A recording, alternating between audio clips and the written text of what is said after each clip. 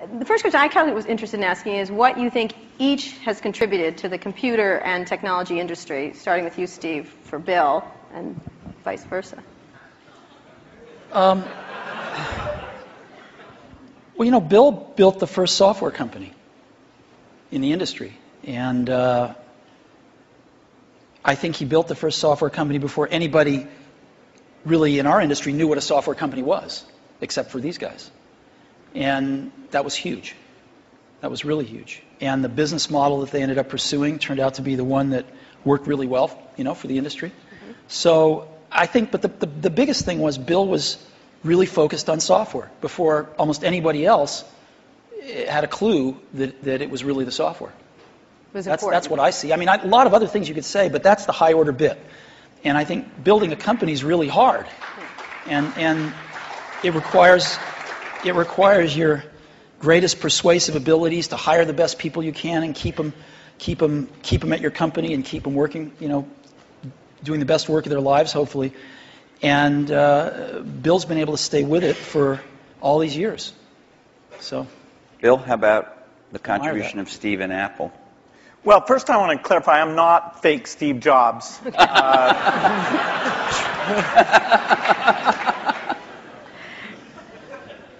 What Steve's done is quite phenomenal. If you look back to 1977, that Apple II computer, the idea that it would be a mass market machine, the bet that was made there by Apple uniquely, there were other people with products, but the idea that this could be an incredible, empowering phenomena, Apple pursued that dream. Then one of the most fun things we did was the Macintosh, and that was so risky. People may not remember that Apple really bet the company. Lisa hadn't done that well, and some people were saying, okay, that general approach wasn't good. But the team that Steve built, even within the company, to pursue that, even some days it felt a little ahead of its time. I don't remember that Twiggy disk drive. 128K. Yeah. The Twiggy disk drive, yes. Steve gave a speech once, which is one of my favorites, where he talked about, in a certain sense, we build the products that we want to use ourselves. So he's really pursued that with incredible taste and elegance that has had a huge impact on the industry.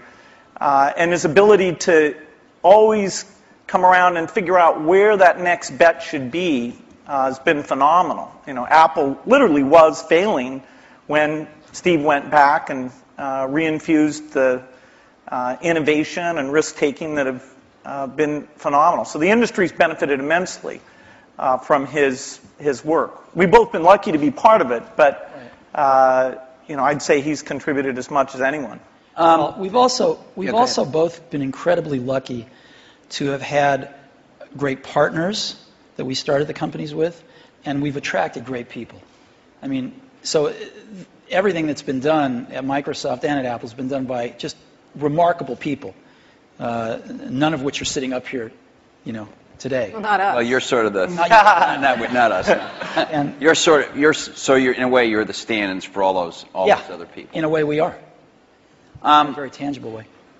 So Bill mentioned the Apple II in 1977 and 30 years ago, and there were a couple of other computers with which were aimed at the idea that average people might be able to use them. And looking back on it, a really average person might not have been able to use them by today's standards, but it certainly broadened the base of who could use computers.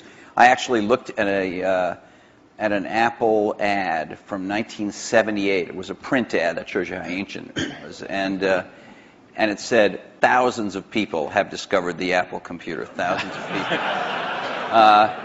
And it also said, you don't want to buy one of these computers where you put a cartridge in. I think that was a reference to one of the Atari or something. I don't know. You want a computer you can write your own programs on. And so the world, and obviously people we had some very strange ads back then. We had one where it was in a kitchen, and there was a woman that looked like the wife, and she was typing in recipes on the computer with the husband looking on approvingly in the back. Most people, some people here, but I don't think most people know that there was actually some Microsoft software in that Apple II computer. Do you want to talk about what happened there, or how that occurred? Yeah,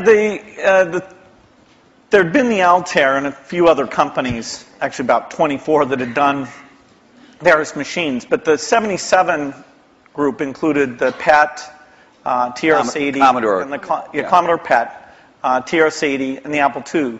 The original Apple II BASIC, the integer BASIC, we had nothing to do with. But then there was a floating point one where, and I mostly worked with Woz on that. Let me tell this story. So Woz, my partner, we started out with this guy named Steve Wozniak, brilliant, brilliant guy. He writes this BASIC that is like the best BASIC on the planet. It does stuff that no other BASIC's ever done. You don't have to run it to find your error messages. It finds them when you type it in and stuff. It's perfect in every way, except for one thing, which is it's just fixed point, right? It's not floating point. And so we're getting a lot of input that people want this BASIC to be floating point. And like we're begging Woz, please, please make this floating point. Who's we? How many people are in Apple? Well, me. We're begging Woz to make this floating point, and he just never does it. And he wrote it by hand on paper. I mean, he didn't have an assembler or anything to write it with. It was all just written on paper, and he'd type it in. He just never got around to making a floating point. Why? Well, this is one of the mysteries of life. I don't know, but he never did. And so, Microsoft had this very popular, really good floating point BASIC that we ended up going to them and saying, help. And how much was I think you were telling us earlier. That was $31,000. That Apple paid you for the floating point BASIC. And I flew out to Apple. I spent 2 days there getting the cassette. The cassette tapes were the main ways that people stored things at the time. Right. And, that was fun. I think the most fun is later when we worked together.